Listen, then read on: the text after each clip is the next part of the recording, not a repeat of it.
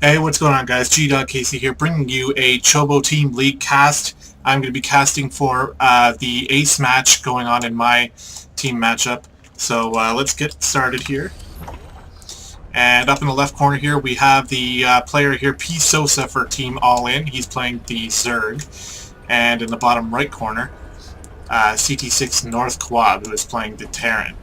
So the way the league works, as the beginning of the matchup kind of starts happening here, I'll explain. Basically, there are 9 players from each team each week who play against each other. And the first 8 players just play one game. It's just a one game, winner takes all, and you if you win, you earn a point for your team.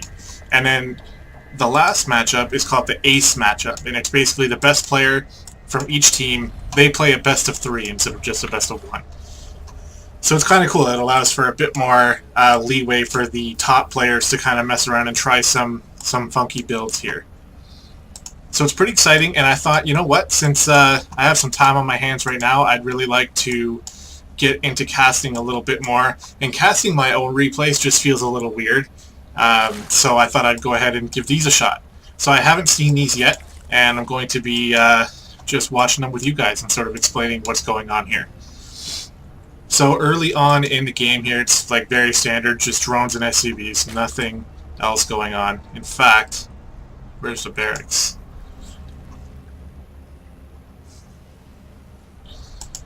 There's the SCV going out here. What's he going to drop? Looks like he might be going for a command center first here before the barracks. Or, are you going to build it up here? Command center first on the high ground. There it is. So command center first for the Terran, and we got pool first going for the Zerg player. So actually, this is going to be, if Zerg can notice about the CC first here, then he can kind of make something happen early in the game and perhaps put himself in the lead. But we'll have to take a look and see if that's actually what's going to happen. And it looks like he is going to expand, which is very standard with this build. The pool first and then expansion next. So we're not going to be seeing anything too crazy going on. There's no gas yet, so no speedlings happening too early here. SCV getting the scout on. He sees no gas, so that's pretty easy for him to, you know, go ahead with his fast expansion. Is most likely going to be safe. Now walling off here with the racks, just to make things a bit easier on his life. 2 lings out, 2 more coming. And that's just going to push the SCV back, maybe get a kill. It's not that important, even at this level. By the way, these guys are diamond players, so much better than me. I might make, you know, talk about my opinion, what I think they should have done, but in the end, these guys are better than me. So, you know, if I say something just based on my opinion and it turns out to be wrong, just give me a break on that.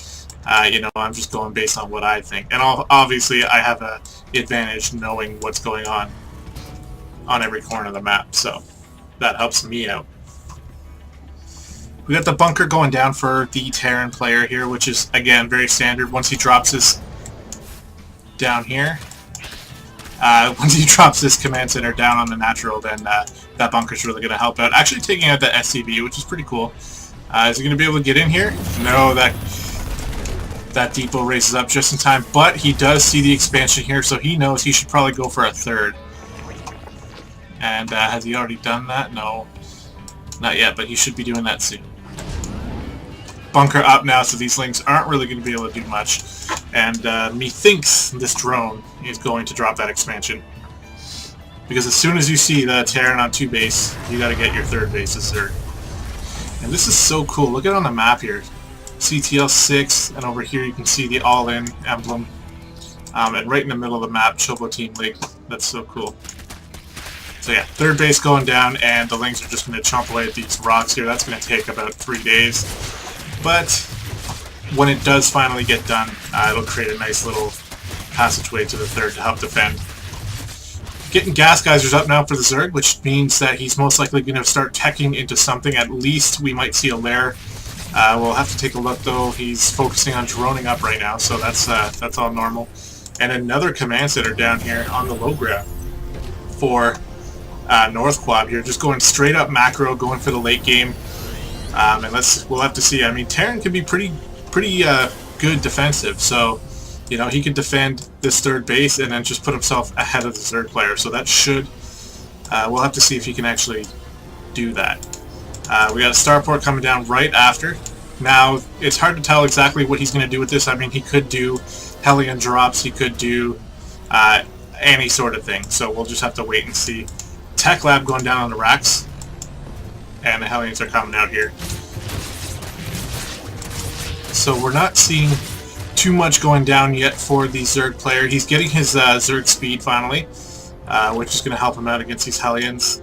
But, okay, there we go. Drops down the Banding Nest. And this is a great wall he's got here, especially against these Hellions. I need to start doing this, because the Hellions are forced to only be able to attack down here, and that's going to help out like crazy. Cloak coming out for Cloaked Banshees here for the Terran player, so this is going to be quite annoying for Zerg to handle here, but we'll see if they can get that done. Where did those Hellions go? Okay, they're just backing up. And see, they can see the creep coming here, so they probably know for sure that the third is going to be over here. And they can fit through this. But not if the queens are there, so good job there. Getting melee upgrades, so it looks like Zerg is going to be focusing more on a Ling-heavy force here with the Baneling speed. He's just going Ling, Baneling, and maybe possibly Mutas once that lair. Does he have the lair yet? Okay, there's the lair. We'll see if he starts wanting to do anything with that lair. Macro Hatch here, very good idea when your money starts getting high. This is going to just, like, the Terran just doesn't expect you to have that much production, especially when you're running on 3 base, but technically you have 4 hatcheries. The production you can put out if you have a queen for each hatchery is just ridiculous.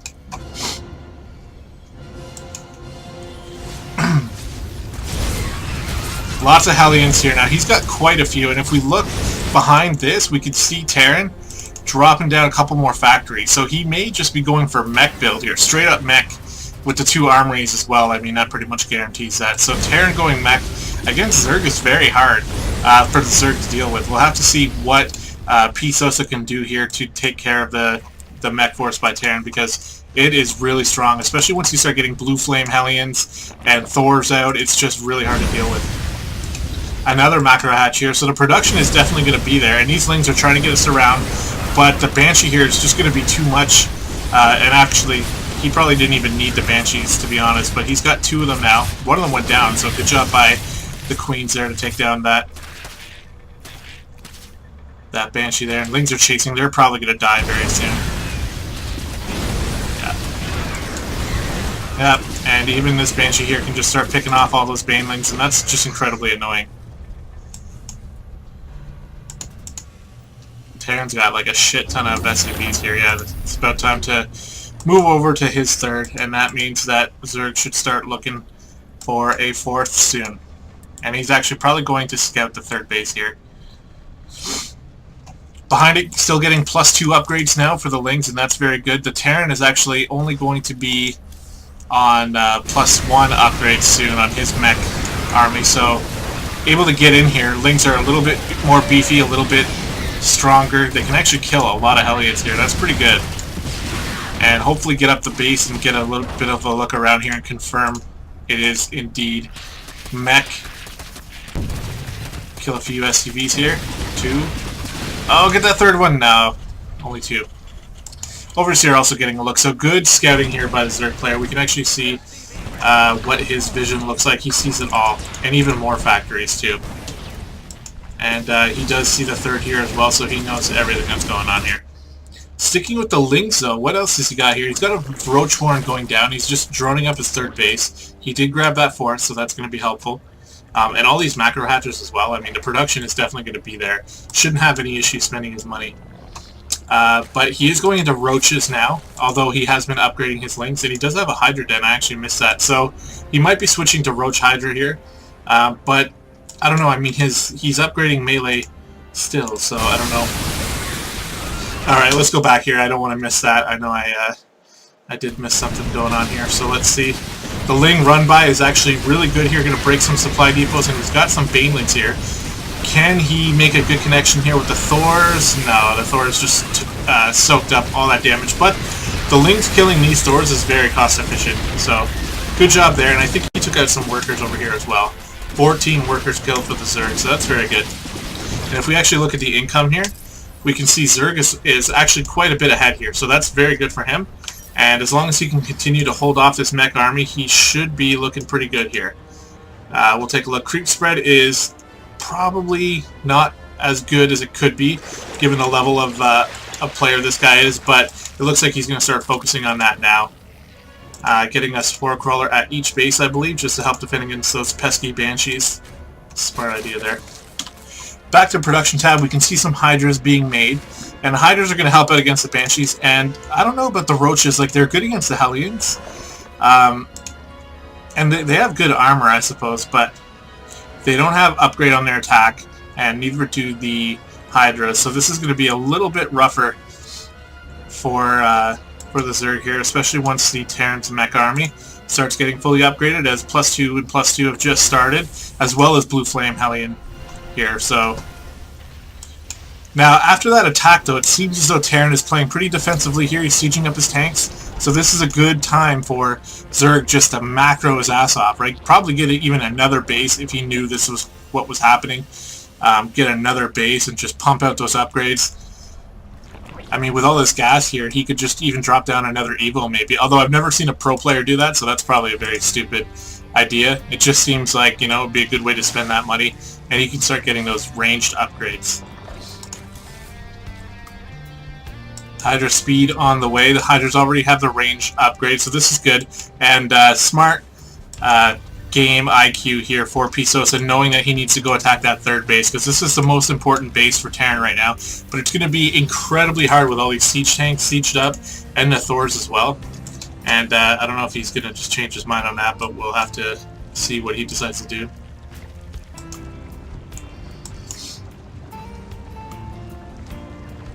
Couple overseers here. You absolutely need those, especially when... Oh, okay, missed that.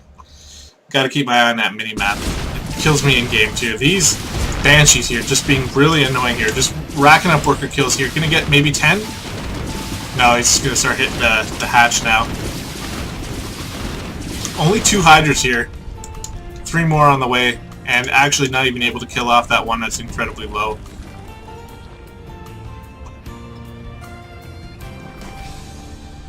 Yeah, no, it's probably not smart to chase them. They have lots of energy too. If they want to cloak up, they can easily do that. Oh, could he get the free Banshee here? Oh my god, they're just a little bit too fast. Meanwhile, Hellion run by up here on the left, and he's going to spot the gold base here. Hellbat it up and just melt this thing with those blue flames. It's just ridiculous how much damage you do. And they're tanky too. That base is going down. Anything else happening on the map here? Looks like a 4th base moving out for Terran. He's still all sieged up here, and that's the good thing, is he could be incredibly defensive and expand outwards and get 4 bases and 5 bases and just send Hellions all around the map, because their speed is just amazing.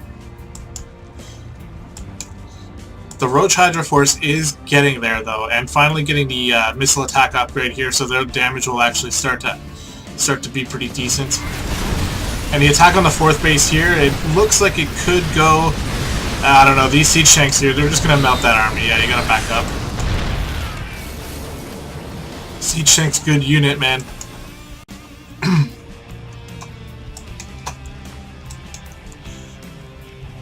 Muta switch on the way here. I didn't even notice the Spire going down, but 26 Mutalisks. That's a way to spend your gas as well. Just pound out 26 Mutas.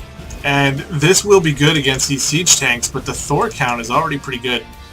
Or what is it? Do we only have 2 Thors? Okay, so actually 2 Thors is a great time to switch to Mutas, so we'll see if the Zerg player can get anything going with those Mutas here. Rallying them out. He's probably going to want to maybe attack this base, kill some SCVs. You know, but we'll have to take a look and see what he does. He is rallying them that way, so that could be what he's doing. And no turrets in the base. So this could be a good chance for Zerg to get a lot of damage done here. But the Terran force is moving out, and oh my god, look at all those tanks. They're about to be fully upgraded too, with +3 on the way. This is just going to be so hard to stop. Now the Mutas are moving in, and they are going to start killing a whole bunch of shit in here. Yeah, I'll probably go for that base just to, you know, I don't know, just to do, that's probably the best thing to kill. But look at all this mech, man, Jesus. So many siege tanks, and just a little army here. Mutalisks coming back, they're going to turn around, they realize they have to be here. With only 2 Thors, you focus them down first, and maybe you have a chance at killing off all these tanks, but look at how fast they demolish a base there. Good job on the Mutalisks focusing down the Thors, but these tanks are just like stutter stepping through the is that the natural or the third? That's the third. So just murdering the third there, and then just going to continue up. Now the Mutalisks are killing some of these tanks, but it just I don't think it's going to be enough. I mean, there goes the Hive, taking out the Hive, and that's going to be about it for these tanks. But Zerg is in a bad spot now. Check out the income tab. Terran's going to start pulling majorly ahead here, especially when a few of these bases are rebuilding. Now, Mutas are all still alive here. Look at all the turrets going up. He needs to take care of these turrets fast if he wants to do any damage to this planetary fortress. 4 Thors on the way.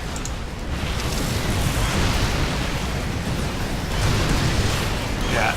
And there's a couple Widow Mines in here too. We just ate a couple shots from them, so he may be able to take this base. Yeah. Not even close. This base is not going down. Mutas get pushed back. Nothing else happening on the map. A whole bunch of bases everywhere, though. So, I mean, yeah, scans going down. Now, does Terran know about all of them? Well, he knows about these 2, which is most important because they're the newest ones. And it looks like Terran player's just playing a little bit cautious here. The fact is, though, he can probably just A-move his way into the base and just win at this point. I mean, there's only 9 Mutalisks here, so... Production tab shows more Widow Mines and more Thors coming out. And those just, like, hard counter Mutas so hard, so... when you only have Mutas left, this is going to be very hard for Zerg to win. He is going in here, but now there's turrets up. You know, he might be able to kill a turret or 2, and the Thor is probably going to stay here on defensive duty as the rest of them moving in here. Look at this, like, what is that, 6 Widow Mines? 7 Widow Mines. And they're just going to tear down this wall. Now, Swarm Host is actually a good decision here. Against Thors, I mean, if you can kill Thors with Swarm House, whatever they're called, the Locust, that's right, then that's a very efficient way to deal with them. But with 1 scan, all the Swarm Hosts die. And pretty sure this is GG here. Terran is just way too strong in this matchup here with the mech Thors. Should have went for Swarm Hosts a bit earlier, I think. Yeah, I mean, 1 scan's all it takes. And there's a GG. So PSosa drops the first game, and it's going to be a 1-0 lead in this series for CTsix NorthQuab. He played very well, very defensively, and just got his upgrades, macroed up, got 4 bases, and just pushed with Thors and won. You know, and I mean, if I was Zerg trying to come away from this matchup, what would I do differently? Probably the Swarm Host earlier, because you can siege up on these bases, even with the planetary. And when you're killing Thors and tanks with expendable units like Locust, I mean, that's the best way to do it. At least in my opinion. Although, I could be wrong, so let me know in the comments what you think about my cast and what you think about my opinions here. If you think that Zerg should have done something else, let me know. I mean, because I made Zerg, and I would like to know what to do to beat this, because this just looks too hard. Anyway, thanks guys, and stay tuned. We'll see Game 2 coming up shortly.